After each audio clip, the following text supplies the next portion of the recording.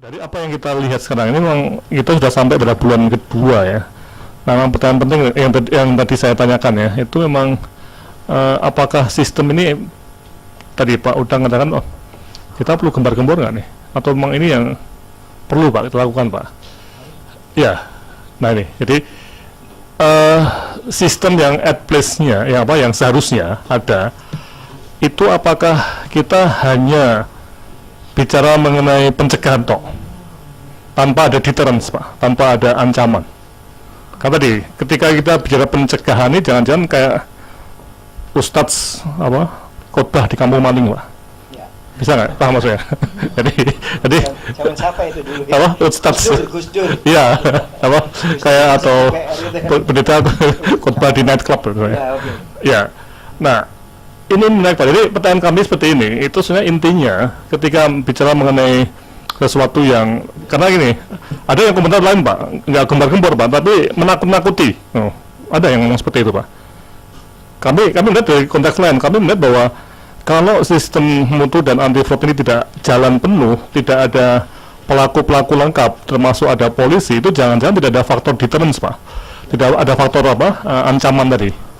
Akibatnya ya karena godaan terlalu tinggi ya, godaan terlalu tinggi tadi, siapa sih yang bisa kalah sama menawan godaan yang tadi mereparasi, mengutak-atik kode tambah 10 juta atau 15 juta Pak. Ini pertanyaan besar Pak. Jadi pertanyaan saya sederhana sekali, apakah sistem kita itu memang harus kita tadi bukan copy ya, tapi kita mempelajari sistem di Amerika Serikat Pak, di mana ada peran penegak hukum yang kuat nih.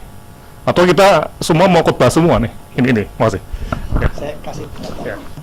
Tapi yang pertama dulu atas fakta yang diungkapkan oleh Pak Yasris, ya. Yaitu apa? Saya mengkut tadi mencatat, sekarang ini ada loh jasa training untuk upcoding, gitu kan, asumsi saya begitu ya, keliru atau tidak Pak? 100% Anda benar. Betul. Kira-kira 1000%. Iya.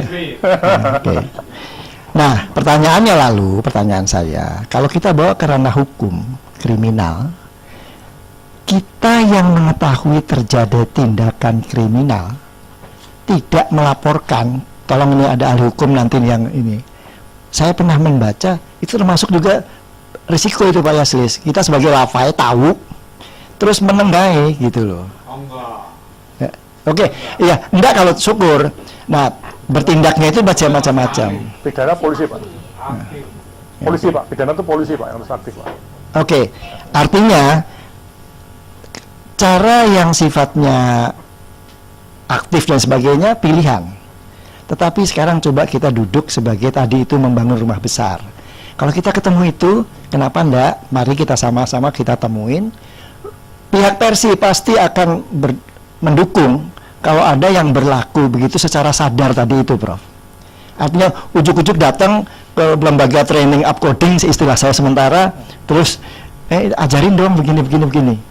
Menurut hemat saya itu tidak pantas lah dilakukan oleh lembaga seperti rumah sakit. Itu tuh komen ya. Yang kedua, Prof tadi menyebutkan menghadapi ini bagaimana kita? Prof hanya menduakan dua unsur, pencegahan atau dengan ancaman.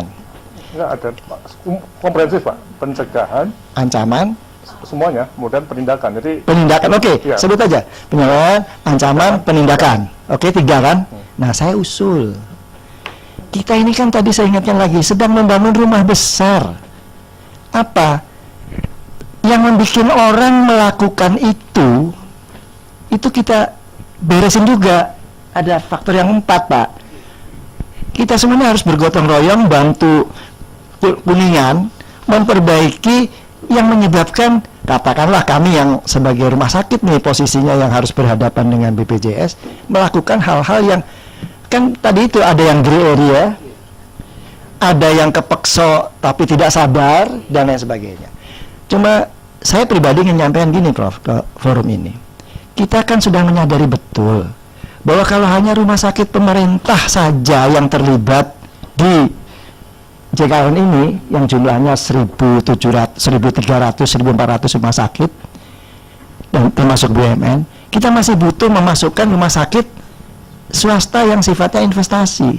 Tentu mereka kalau ancamannya kriminal, dia makin mundur.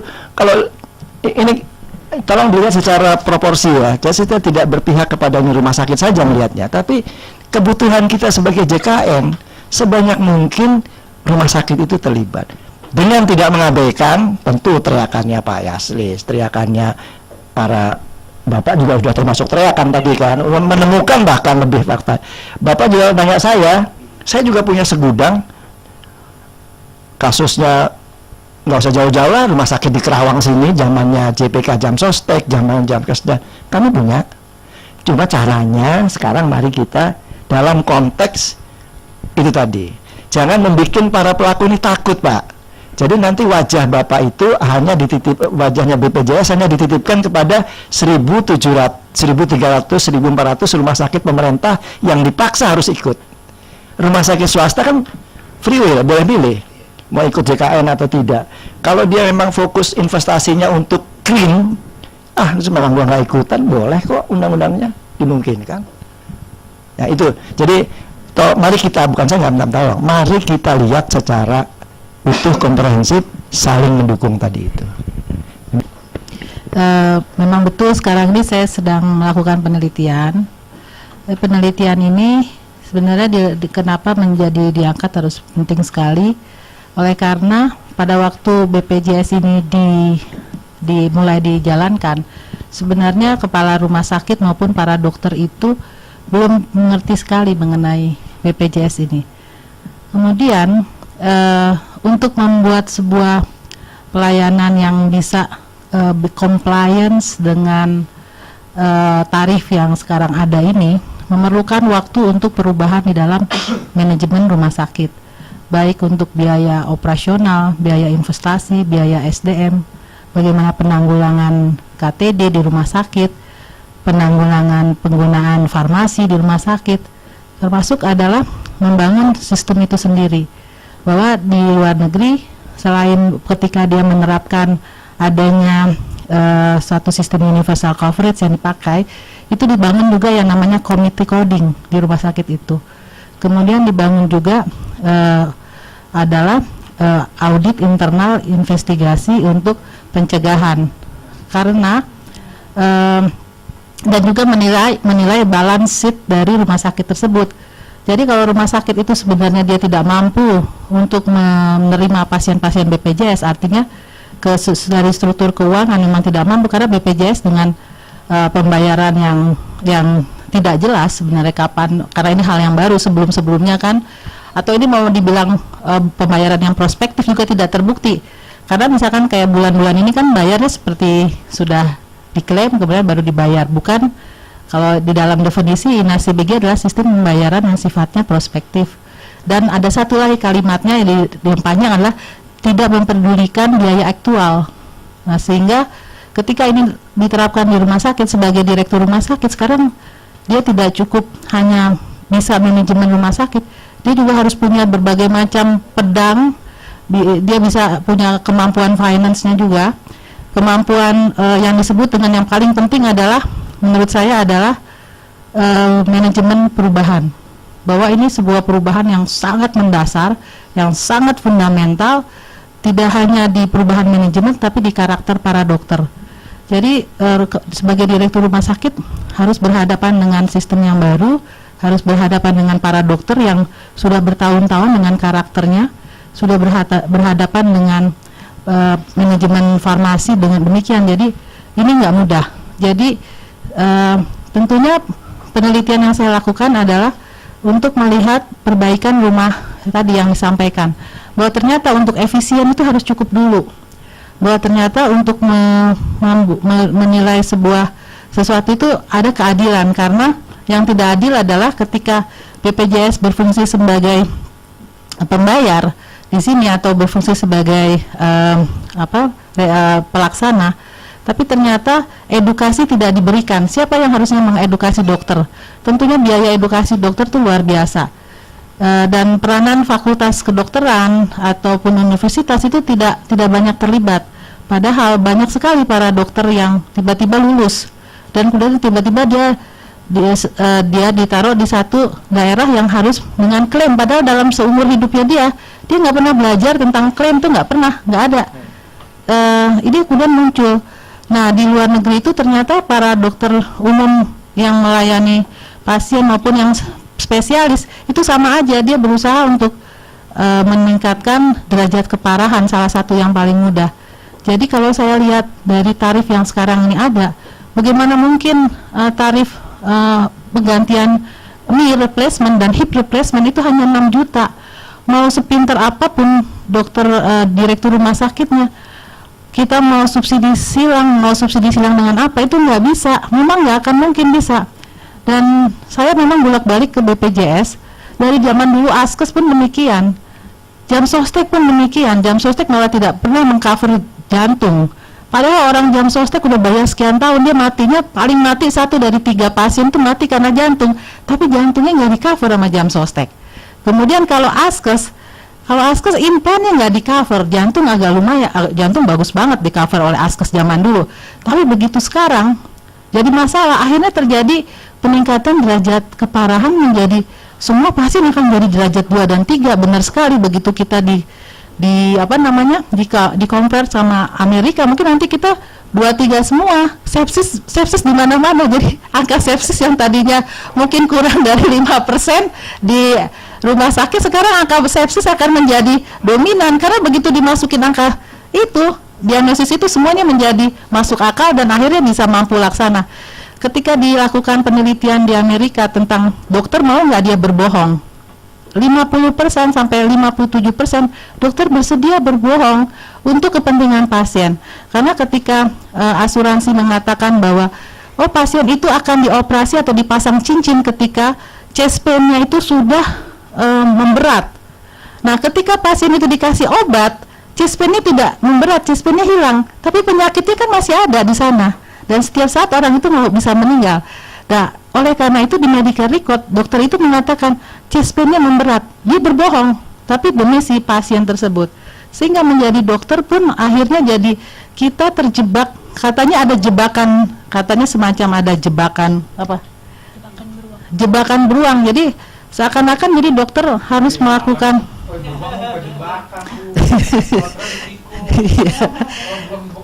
iya.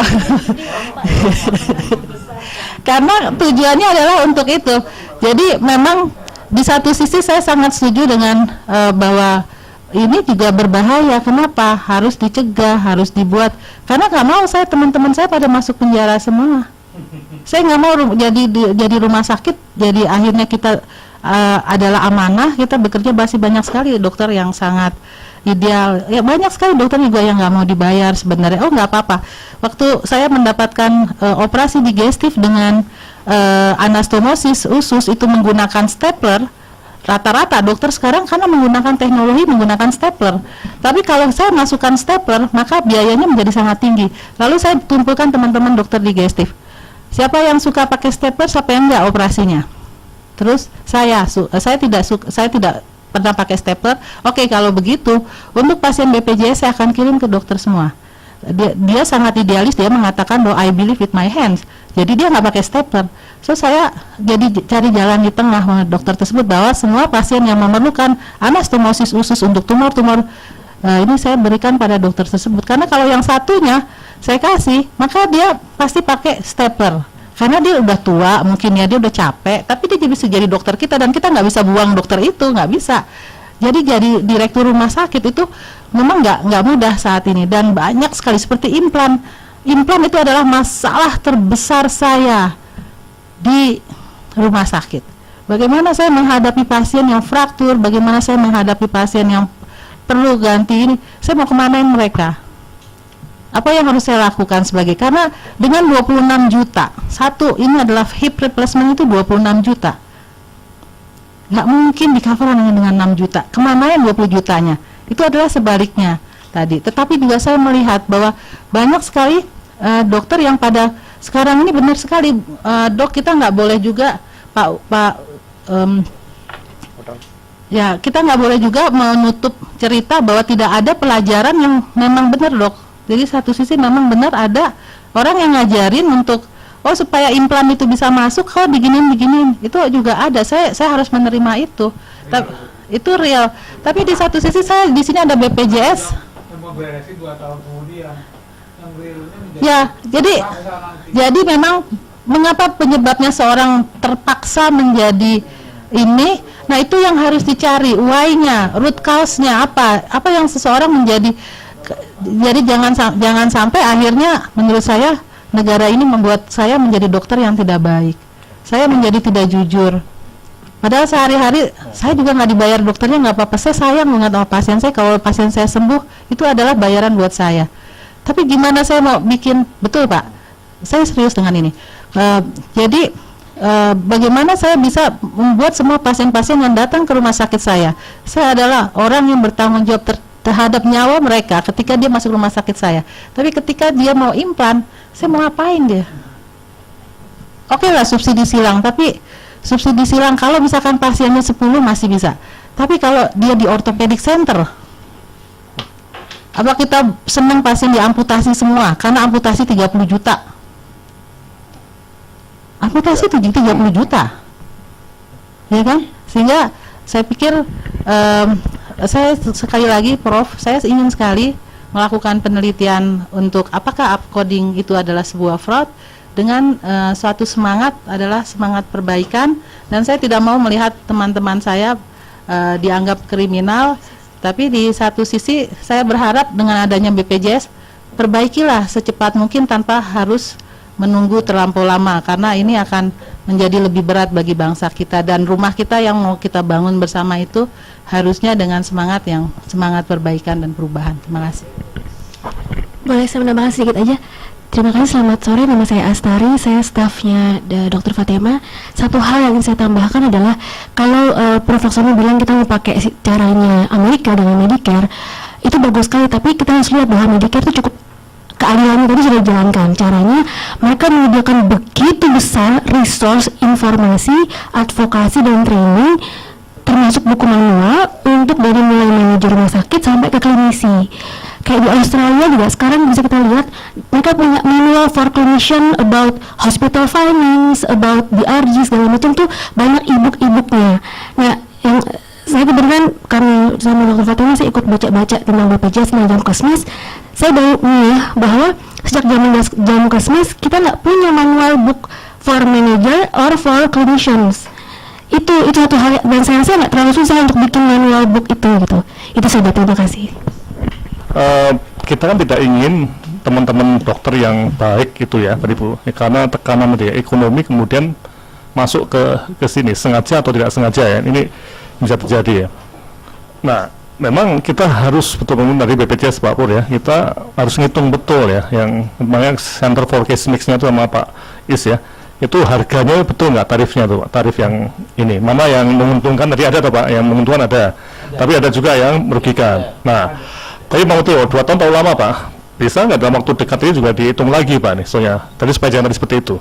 Tapi gini Pak Udang ya, kita harapannya harus tegas betul Pak, fraud is fraud tadi. Jadi apapun alasannya is fraud. Jadi seorang pencuri ya dia tidak, saya tahu bahwa itu jelek. Sekarang mana ada orang yang jam 2 malam mau pergi ke kampung orang lain untuk mencuri dan risiko dipukulin Pak? Ada nggak? Nggak Pak, karena terpaksa semua Pak. Ya. Nah, ini yang kita harus beri pemahaman Pak pada semua pihak, termasuk juga dokter yang mungkin tidak tahu Pak nih. Ya. Kalau dia mungkin merasa bahwa demi pasien saya harus seperti Robin Hood tadi Pak. Robin Hood oh ya, ambil dari BPJS. Robin Hood nih. Ya, harus jebakan beruang tadi. Nah, jadi kita masuk pada situasi yang memang betul-betul lah harus ini sesuatu yang baru Pak. Nah, pertanyaan saya sebagai seorang pengamat ya, atau seorang peneliti di sini, kemana kita belajar Pak ini? Betul nggak nih tadi? Makanya saya tawarkan tadi yang pakai model DRG ya Amerika atau Australia itu, bukan Inggris. Inggris sebagian besar pakai subsidi langsung ya. Nah, kembali kalau kita lihat ke Australia, ke Amerika, apa yang kita kurang Pak? Jadi kita benchmark, memang kita nggak akan mengcopy mentah-mentah ya, tapi kita harus pelajari betul. Dan di sana yang menarik Pak, walaupun sudah ada DRG yang menarik ya, bagus ya, sudah ada macam-macam tadi, ternyata fraud pun juga ada loh Pak, tetap ada. Jadi jangan dianggap bahwa kalau inasi biji itu sudah naik semua Pak ya, nanti sudah ya sudah naik ya, itu ternyata tetap sifat manusia yang enough is enough berapa itu nggak jelas Pak Ari. Itu yang kalau kita baca di laporan-laporan di Amerika 10 tahun pertama juga masih banyak dan jutaan dolar juga ada Pak. Nah, jadi ini fraud itu muncul karena memang sifat klaim tadi Pak, yang kita harus, dan sifat manusia yang ingin lebih dibanding yang ada saat ini, dan enough is enough itu nggak jelas Pak. Nah, oke, jadi kembali ke topik kita ini, memang kami sendiri dalam terus saya kami itu UGM ya, itu kampanye Pak terus saja. Memang ada yang mengatakan ini kok kayak nakut-nakuti, ada.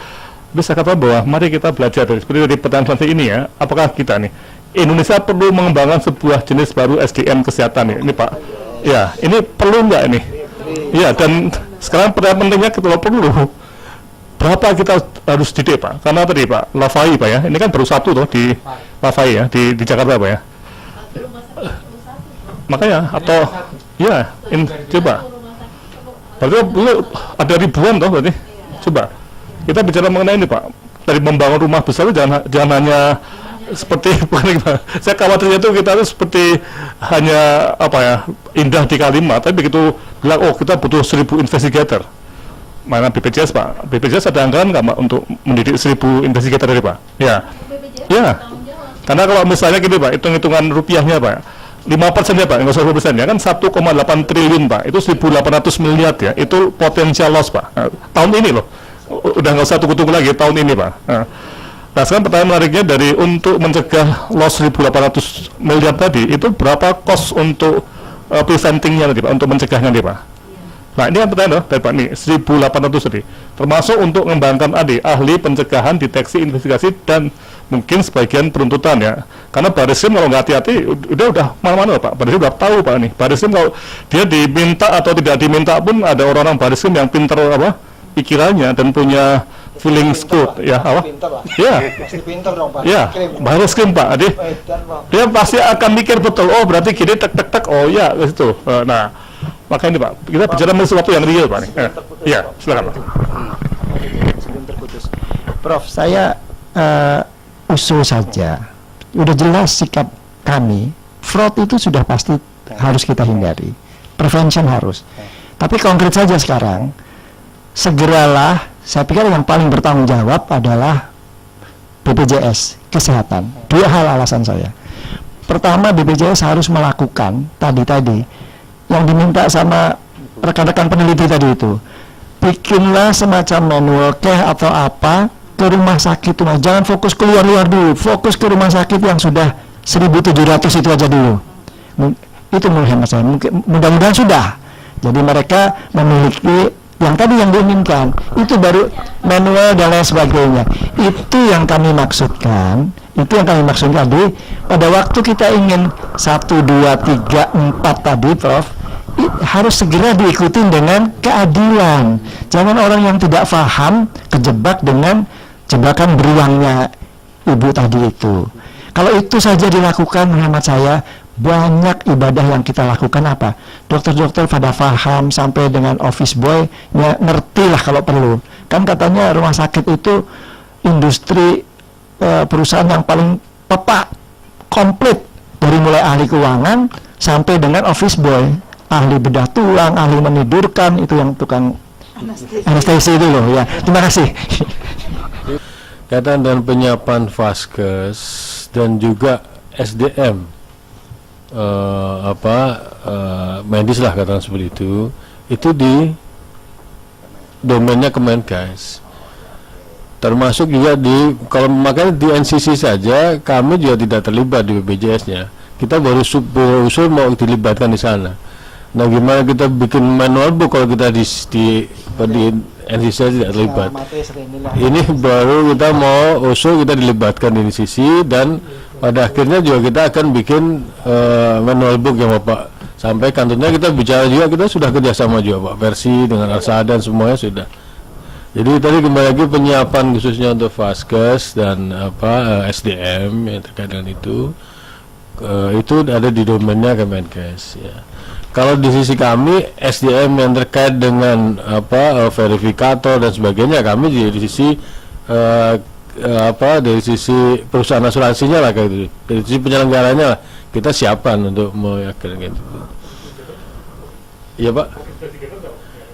Investigator begini Pak, investigator itu kami di kami itu ada dua fungsi Pak. Yang pertama untuk verifikasi pada saat itu klaim masuk dan kita verifikasi sebelum dibayar. Ada lagi yang namanya internal audit kami, itu termasuk juga investigator di sana Pak. Makanya tadi pada saat askes kita bisa menemukan kasus-kasus misalkan upcoding atau penyalahgunaan kartu atau abuse maupun fraud yang lain itu melalui internal audit kami, yang itu ada investigator di sana. Bagi rumah sakit sangat penting konkretnya, kalau manual belum lengkap betul, secepatnya lah dilakukan ini supaya tadi itu jangan terlalu banyak orang yang tidak paham terkena. Saya justru karena saya tulisan saya di Kompasiana mengatakan kan perlunya juknis dan pedoman. Pertama-tama tulisannya apa jawabannya teman-teman Kemenkes? Nggak perlu. Banyak kita lihat catatan Usman tuh ya. Pak Bagaimana Usman. dengan standar prosedur? Nah, Ceknya itu. Ya itu kan bisa. Pak Usman bilang nggak perlu, cukup undang-undang Perpres 111 2013 yang terbit tanggal 27 Desember yang aktif tanggal 1 Januari, 3 hari aja. Perlu waktu sosialisasinya. Mana mungkin jalan dari satu ya. Saya lihat emang kadang-kadang mohon maaf teman-teman di Kemenkes merasa paling benar, paling pintar dan paling tahu. Begitu juga teman-teman BPJS sama juga Pak, lebih kurang. Nah, apa ada sama juga paling tahu, lebih tahu. Nah, apa paling juga ada sama juga. Nah, ini kan justru ini kan disampaikan betul Pak di koran oleh Dr. Gigi Usman. Nah itu saya pikir statementnya nggak perlu dikeluarkan. Nah, ya justru dia bukan ketua P2JK pun karena kan dari sana di Puskesmas Nakes. Dia bicara tentang hal yang bukan dari domain dia lagi. Itu justru masalah menurut saya. Itu yang tahulah baca di Kompas kelihatan nanti ya. Nah, yang menurut saya yang penting segera dikerjakan adalah kalau menurut saya nih ya, INSBJ please diperbaiki. Bukan berarti tentunya yang kurang ditambahin Bu ya, saya setuju. Tapi please juga ada kontrol. Jangan sampai katarak dimasukin, dipasukin pemeriksaan darah jadi 2 juta. Ini juga nggak benar kan Bu ya? Pak Yasus, perbaikannya bagaimana maksudnya? Laminasi digital sudah 10 dan salah satu dari case type itu adalah X atau error. Tetapi ketika yang tadi Bapak sampaikan tadi, ternyata itu tidak bekerja. Nggak bekerja persis. Tidak bekerja, jadi itu makanya saya bilang jadi jebakan. Karena ketika, iya betul, jadi kayak jebakan harusnya itu yang namanya anti fraud dari sistem INASIBG itu sendiri. Tapi ternyata anti fraudnya tidak berfungsi Pak. Ini perlu saya ingatkan, itu bukan anti fraud dalam sistem Kemenkes INASIBG, justru beliau ini nggak terlibat. Yang ada di NCC itu Bu, di Kemenkes. Nah sebenarnya sistem ini benar-benar tidak sempurna, tidak mampu melakukan kontrol ketika hal-hal seperti ini. Mestinya kan dia bisa login ketika dimasukin pemeriksaan darah, kemudian terjadi high tech pembelian pembuluh darah keluar high tech sehingga jadi 22 juta, mesti dikontrol. Tapi masalahnya juklisnya itu nggak di juklisnya itu ditutup oleh pemilik dari softwarenya ini. Ya, itu yang tidak dibuka sehingga softwarenya milik orang lain yang kita lihat adalah UNU 2 grup global jadi artinya gini Bu, healthcare dari kita salah beli yang kita beli kucing dalam karung yang keluar buaya. Kuala Lumpur. Ini masalahnya. Nah, jadi ketika waktu kemarin ada pertanyaan dari Prof. Laksono, kenapa tarif itu muncul? Nah, ketika pembentukan tarif tersebut, ketika sudah dilakukan, dimasukkan ke dalam gruper yang miliknya orang lain. Dan repotnya gini Bu, itu tim saya lihatin nih, coba saya lihat sekarang lagi bekerja, mencoba melihat yang Bapak bilang tadi, bagaimana dia nggak bisa melakukan memproteksi dirinya supaya nggak diakalin, nggak bisa dioprek. Itu banyak Bu rupanya Bu, nggak sedikit. Nah ini kan kesalahan sistem yang dikembangkan oleh UNU yang nggak sempurna. Ini juga, baik, terima kasih. Awal pembuatan INASIBG ini sebelumnya sudah terpapar. Ternyata saya memaklumi, ternyata memang belum semua tahu asbabul nuzulnya gitu kan. Ini kan yang dipersoalkan asbabul nuzulnya kan. Sebetulnya dulu pada saat kita menggunakan INADI RG itu memang komersial. Itu memang kita beli softwarenya. Nah, tiba-tiba pada saat kita tahu bahwa itu ada masa waktu yang ditentukan, sehingga ada periode di mana kita nggak bisa lagi menggunakan InadiRJ. Lalu kita telusuri bahwa InadiRJ itu ternyata ada mager InadiRJ, dan itu tidak komersial, dan itu memang di bawah ininya United Nations University. Nah, waktu itu ada yang menawarkan, salah satu konsultan yang dari Malaysia, nggak usah saya sebut namanya, mungkin udah tahu semua kan gitu kan, ya sudah tahu semua, dan menawarkan ini tidak komersial, dan memang ini adalah domain publik gitu kan, sehingga tidak komersial. Tetapi tolong jangan menggunakan nomenklatur sebagaimana yang sudah dimiliki oleh DRJ. Gitu. DRJ memang domain untuk private lah, untuk swasta lah, istilah komersial begitu kan. Tapi ini ada yang memang non komersial, dan itu dilindungi oleh PBB.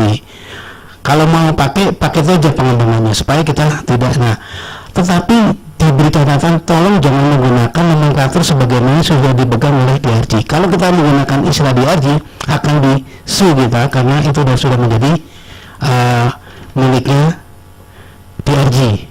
Dengan tanda petik belakang DRJ ada salah satu company gitu. Nah, akhirnya kita ikutilah saran dari profesor tersebut. Kita kerjasama dengan UNU, dan sebagai fasilitatornya adalah profesor tersebut. Tetapi menggunakan resource yang sudah ada di Indonesia. Nah, pengalaman DRJ hanya menggunakan 15 rumah sakit besar, dan ternyata pada saat dilaksanakan itu tidak representatif, yang begitu. Kalau kita bandingkan dengan tarif-tarif yang berkembang di rumah sakit swasta. Nah, kalau kita mau menggunakan ini nanti secara nasional, maka disarankan supaya menggunakan resource nasional yang menggunakan sumber yang lebih besar. Jadi seluruh rumah sakit yang ada itu harus mempunyai kontribusi. Makanya kita minta supaya seluruh rumah sakit menyampaikan template. Nah, dari template inilah nanti kita diolah dengan sistem yang sudah ada, dan dia punya softwarenya untuk mengelompokkan ke dalam paket-paket itu. Nah, memang proses ini betul seperti Pak Yaslis, kalau kita lebih teknis, memang itu kalau 2 tahun terlalu lama memang. Cuma persoalan ini kan ada hal-hal lain yang implikasinya sangat besar, Prof. Kalau seandainya kita dengan frekuensi yang terlalu singkat. Jadi sesungguhnya itu tidak ada unsur komersial di sini. Hanya barangkali memang waktu juga yang kita perlukan, karena terus terang saja ini sekarang lagi masa transisi di mana NCC yang awalnya berada di BUK, yang notabene pengelolanya juga teman-teman di rumah sakit, dan kita tahu tingkat kesibukannya mereka juga tinggi, dan kita memang kekurangan tenaga ahli untuk hal ini. Hanya 1-2 bisa dihitung dengan jari. Nah, sementara kita sangat mengandalkan orang-orang ini. Kita hanya nggak lebih dari 10 yang menguasai, bahkan nggak sampai 5 barangkali. Nah, inilah tantangan kita kalau memang InasiBJS kita.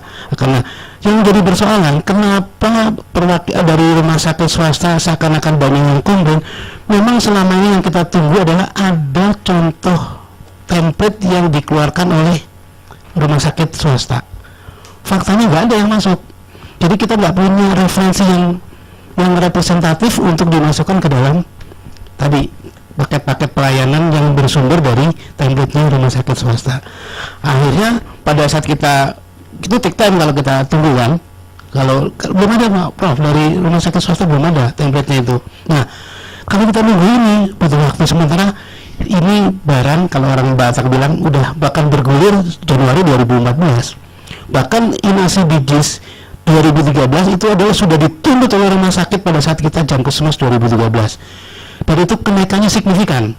Gara-gara kenaikan signifikan, akhirnya pemerintah utang sama rumah sakit besar sekali. Salah satunya itu sudah jumlah pesertanya di cover tambah 10 juta. Begitu InasiBJS-nya dari 3.0 menjadi 4.0, yang kenaikannya lebih dari 30% rata-rata, sehingga kita membengkak biayanya. Nah, dari sisi ini juga persoalan sendiri. Nah, dari sisi lain sekarang kita sudah harus melaksanakan InasiBJS ke dalam jaminan kesehatan nasional. Nah, persoalannya sekarang rumah sakit swasta sudah mulai banyak yang ikut sebagai provider, baru dia mau membaca tentang InasiBJS. Dan banyak yang komplain katanya terlalu rendah. Jadi ada satu kondisi di mana memang kita mengalami satu waktu yang belum cukup untuk bisa menyajikan inasi BGS itu bisa mewakili semua provider yang terlibat di dalam demo. Nah, oleh karena itu memang tahun inilah fase di mana kita harus memperbaiki dari inasi BGS itu sendiri, sekaligus juga melihat kembali, dan memang yang ditunggu-tunggu adalah template yang bersumber dari rumah sakit swasta, supaya ada resource yang dijadikan sebagai referensi, sehingga tidak dikomplain nanti bahwa kok tarifnya segini, kan gitu. Ini yang menjadi persoalan. Jadi memang terima kasih Pak Yassin, kalau memang ini mungkin bagaimana caranya supaya ini menjadi satu perhatian kita, supaya dari satu sisi memang ada satu hal yang belum bisa ditunaikan oleh si fasilitator ini tentang itu Pak, lokal norm. Kita kan menggunakan lokal norm itu. Nah, tapi ada, ya ini memang, ini kalau udah teknologi agak menarik ya, agak menarik. Jadi saya nggak bisa menjelaskan yang satu ini begitu. Mungkin Prof. Laksono lebih tahu nih, ada persoalan hak intelektual nih masalahnya. Terima kasih. Terima kasih, saya Hanefi dari PKMK UGM. Dari peserta pelatihan fraud ada 23 peserta yang tergabung dalam ini WhatsApp. Itu diskusinya berkembang, dan isu yang muncul itu adalah yang tadi sudah dibahas melalui Persi dan juga pengalaman di RSCM, itu mengarah ke fraud yang ada di BPJS-nya atau di sistem jaminan kesehatannya. Jadi ditambahkan ada peserta yang dari sekolah bisnisnya ITB, itu yang menanyakan bagaimana tadi penyusunan tarif CBGS ya, hubungannya dari PNPK, Pedoman Nasional Praktek Kedokteran, kemudian nanti di breakdown menjadi clinical pathway di masing-masing rumah sakit, dimasukkan unit cost-nya menjadi cost of care, kemudian itu akhirnya dibuat grouping di mana, di wilayah, kemudian di tingkat nasional. Itu dia mungkin dari sisi orang ITB dan juga orang bisnis melihatnya tidak jelas gitu, sehingga mereka tidak bisa memberikan masukan untuk perbaikan. Tapi teman dari Atmajaya juga itu komentarnya kecurigaan bahwa BPJS itu melakukan ya fraud atau korupsi bahkan begitu. Misalnya dokter PPK 1 yang tidak terdaftar tapi tidak mendaftar tapi terdaftar begitu, itu dananya masuk mana nanti begitu.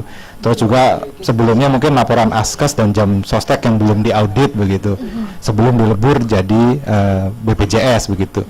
Nah ini mungkin saya sebagai pengelola diskusi tersebut menanyakan ke Prof. Laksono ya, apakah sebaiknya kita pisahkan saja Prof, pembahasan antara fraud di PPK dengan fraud di sistem jaminan kesehatan secara lebih general begitu, karena sangat berbeda jauh dan juga diskusinya bisa saling menyerang begitu ya.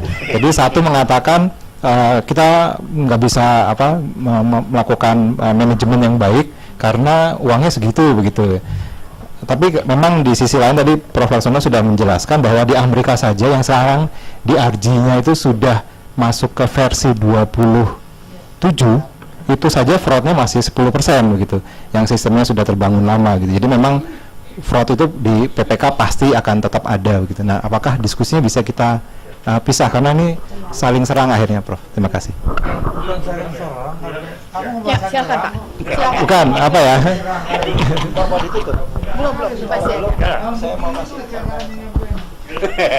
Ini yang memang menarik Pak Devi ya. Ini yang tadi kita sampai ke sini Pak, akhirnya pada satu titik kita akan melihat ini ya dari dua hal ya. Jadi kita tadi pakai tahun ya, ini 2014 ya, kemudian tadi Pak Yasis kalau 2 tahun udah triliunan uang ya, triliunan rupiah udah habis-habisan lah pokoknya. Nah tadi pertanyaan menariknya gini, kalau kita lihat tadi sisi pertama itu adalah masalah perbaikan inasi biji ya, ya ini ya tadi ya, yang menjadi semacam Landasan. the root of the problems ya, akar itu masih nggak jelas tadi ya, ini diperbaiki. Nah saya nggak sampai berapa tahun tadi ini pertanyaannya Pak tadi mau nggak mau kita harus perbaiki tadi, tapi apakah 2 tahun atau sudah mulai nih, ini yang tadi debatnya ya. Teorinya seperti tadi itu. Atau malah Ke 27, jadi dia harus merupakan Iya betul, tapi pertanyaan baliknya dalam berapa tahun Pak? Nah gini, tadi kembali lagi dengan ini yang terendah tuh, itu ada alasan untuk ya bukan justifikasi hukum Pak, tapi ada secara sosiologis itu ada alasan. Nah, sini ini masalah fraudnya Pak. Dan fraud itu juga ada di fraud di korupsi di korporasinya BPJS ya, tapi ini urusannya KPK ya, urusannya kita susah ya. Ini udahlah KPK yang yang ngurusi ya. Tapi sekarang fraud yang ada di sini, kembali lagi pertanyaan menariknya ya. Seperti tadi, ketika tadi Pak Pur nyata bahwa investigator sudah ada di unit fraud. Tapi cukup nggak itu untuk mengatasi ini? Nah, pertanyaan tadi, ketika kita lihat pengalaman di Amerika Serikat, siapa investigatornya? Bukan di Medicaid-nya, tapi ada di FBI. Nah ini, apakah kita perlu Pak? Kalau BPJS tadi, ini dalam konteks ini Pak ya, jadi untuk ini diperbaiki ya, tapi ini bukan jadi alasan untuk karena inasi bijinya itu jelek ya, ada dua hal yang berbeda berhubungan ya, gitu ya Pak ya. Nah yang di sini itu bagaimana rumah besar kita itu komponen pencegahan dan penindakan fraud itu mau ditangani Pak. Ini kan seharusnya kan didesain sebelum ada undang-undang ini jadi Pak, sebenarnya ya. Tapi kalau Bapak lihat ya, undang-undang dan semua peraturan pemerintahnya itu tidak ada kata-kata penipuan Pak di dalam semua sampai ke Permenkesnya toh. Berarti memang asumsinya itu, asumsi kita yang membuat undang-undang dan semua aturan turunannya itu nganggap fraud itu nggak ada. Padahal Pak Yasis tadi menyatakan sudah banyak sekali. Nah, berarti kan kita harus mungkin dalam konteks ini juga itu akan membangun sistem, termasuk barangkali ada PP Pak, PP mengenai pencegahan penipuan atau penindakan tadi, mungkin loh. Bisa nggak Pak? Artinya ini untuk melengkapi Pak, karena kalau dibaca betul Pak, semua undang-undang sampai ke Permenkesnya itu cari kata penipuan itu nggak ada, adanya kendali mutu dan kendali biaya. Ya, tapi terlalu sumir Pak. Kita sebagai bangsa ya, bukan hanya mungkin ya. Sebagai bangsa itu harus punya tadi investigator ya. Tapi di mana letak dia bekerja itu di mana Pak?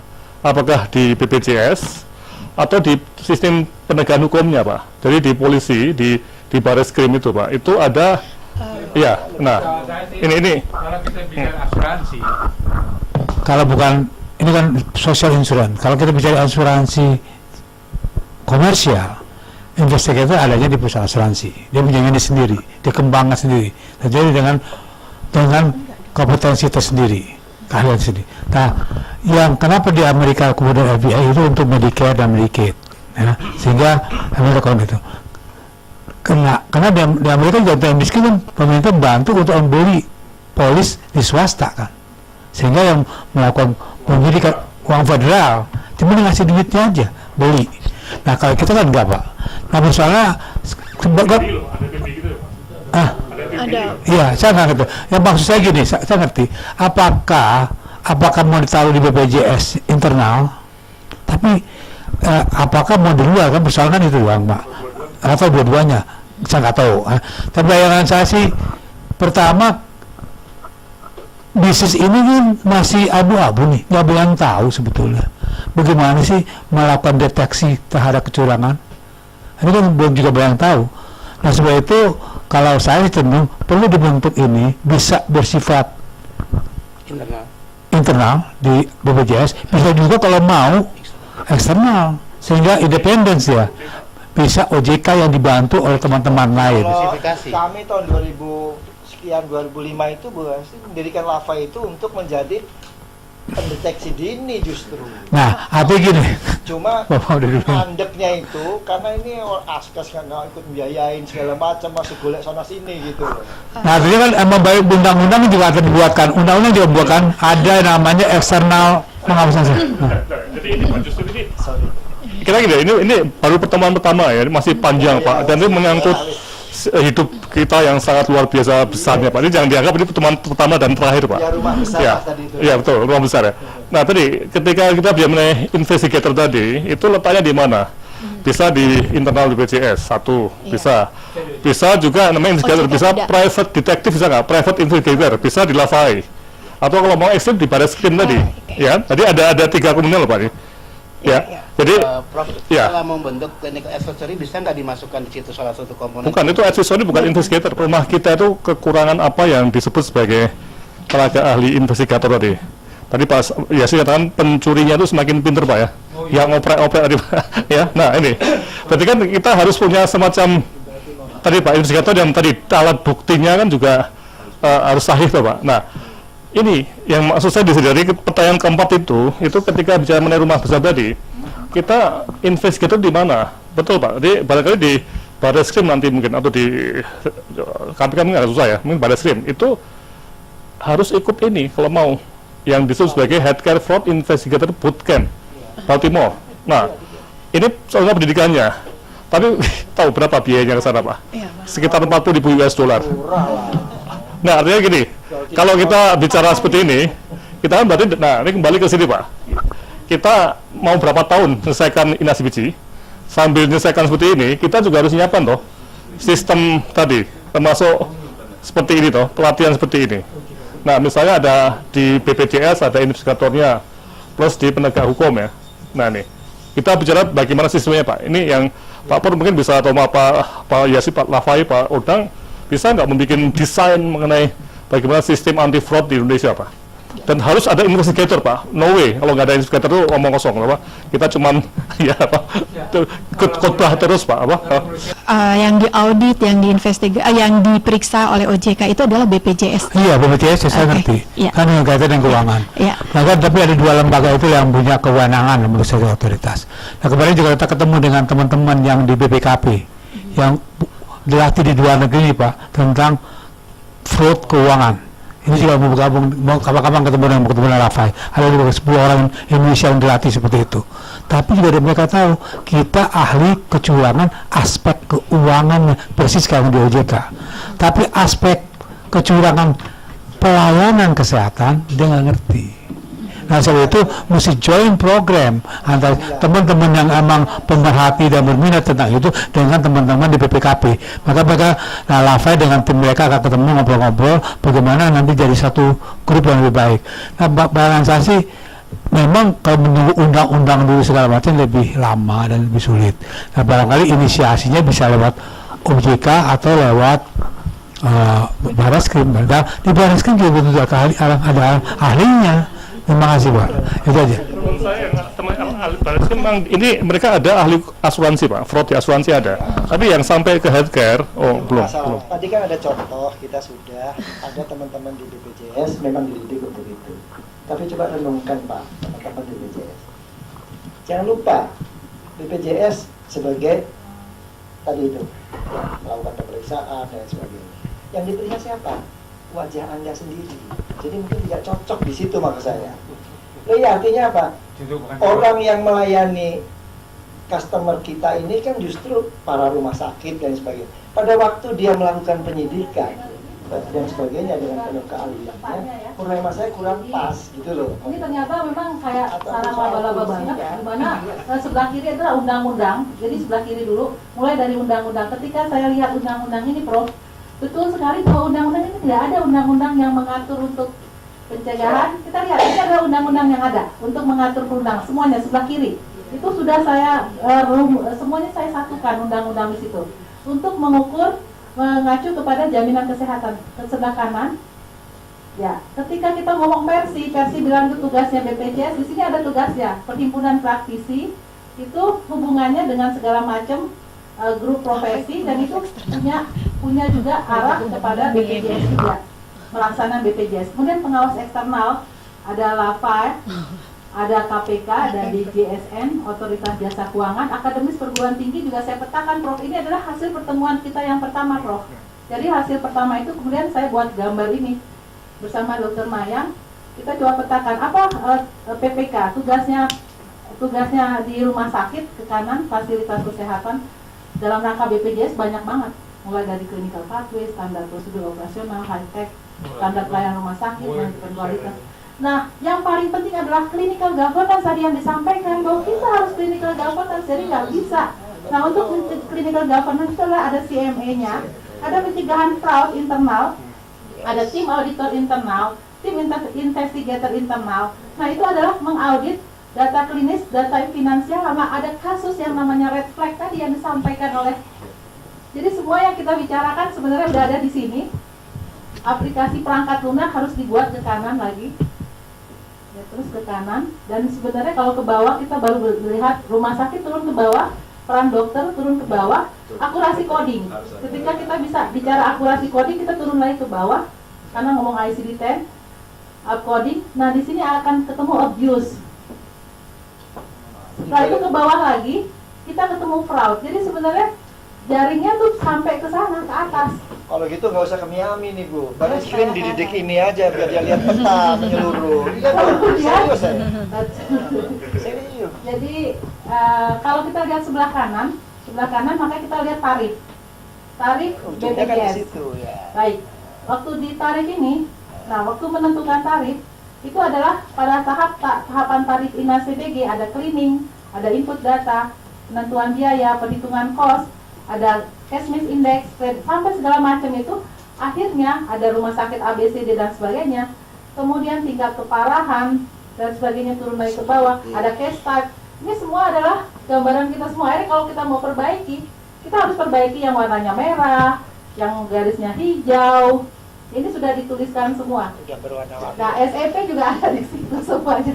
Jadi inilah rumah kita tadi, yang sebenarnya kalau kita mau nunjuk orang, kita juga kena gitu. Maksudnya saya di rumah sakit, tugas saya untuk memperbaiki mana tugas saya, dokter, veteriner, tapi juga perhimpunan, asuransi, semuanya ada di sini. Ya. Berarti begini, jadi Langsung jual. ya. 3 hari training 10 juta, tidak sampai $40.000. Ya, enggak apa-apa. Ya, bukan ya. Jadi yang dimaksud dari seperti investigatornya kan internal ya. Tadi betul Pak, siapa namanya Pak Mas ya? Pak Ardi ya. Jadi kan BPJS kan juga tidak penindakan toh Pak. Lebih banyak mengetahui kemudian mencegah toh. Tidak menuntut toh Pak. Nah, tapi pertanyaan saya sederhana Pak. Apakah kita perlu investigator untuk penindakan? Nah, ini untuk bangsa ya. Karena tadi pengalaman di Amerika DAG yang sudah cukup pun juga di fraud. Ya. Jadi andai kata ini pun sudah cukup pun ya di sini itu juga masih ada potensi fraud. Iya tadi dengan mobil tadi. Oke, saya kira ini Pak pertanyaan menarik. Jadi kita nggak perpanjang lagi, tapi nanti to be continue ya. To be continue. Jadi dari sisi kiri, perlukah seperti yang untuk penegakan iuran itu ada inspektor tenaga kerjaan. Nah, sekarang untuk penegakan tarif dan INA CBG dan sebagainya, apakah perlu ada inspektor dan ada investigator? Nah, ini pertanyaan yang akan dijawab kapan, Pak? To be continued. Iya, semakin menarik.